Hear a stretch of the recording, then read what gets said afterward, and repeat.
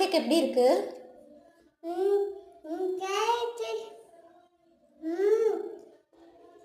என்னோட பையன் இந்த மாதிரி நல்லா விரும்பி சாப்பிட்றான். பேன் கேக்கோட ரெசிபி பார்க்கலாம் வாங்க. இதுக்கு ஃபஸ்ட்டு பனானாவை நல்லா மேஷ் பண்ணி எடுத்துக்கோங்க.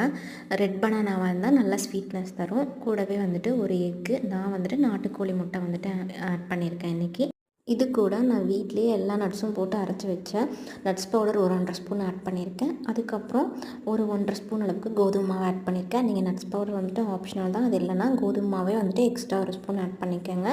ரொம்ப கோதுமை மாவை ஆட் பண்ணிடாதீங்க, ரொம்ப கெட்டியாயிரும். அதுக்கப்புறம் ஒரு பிஞ்ச் ஆஃப் சின்னமன் பவுடர், அப்புறம் ஒரு 1/2 டம்ளர் அளவுக்கு பால் ஆட் பண்ணியிருக்கேன். நீங்கள் 1 இயர் பிலோ பேபிக்கு கொடுக்குறீங்கன்னா பால் இல்லாமல் கூட கொடுக்கலாம், ஒன்றும் பிரச்சனை இல்லை, நல்லாவே வரும். அதுக்கப்புறம் இது எல்லாத்தையும் விஸ்க் பண்ணி எடுத்துக்கோங்க, இல்லைனா மிக்சர் ஜாரில் கூட போட்டு மிக்ஸ் பண்ணி எடுத்துக்கலாம். பேனில் கீ விட்டு 2 சைடும் மூடி போட்டு வேக வச்சு எடுத்தால் பேன் கேக் ரெடி. நெக்ஸ்ட் வீடியோவில் பார்க்கலாம். பாய்.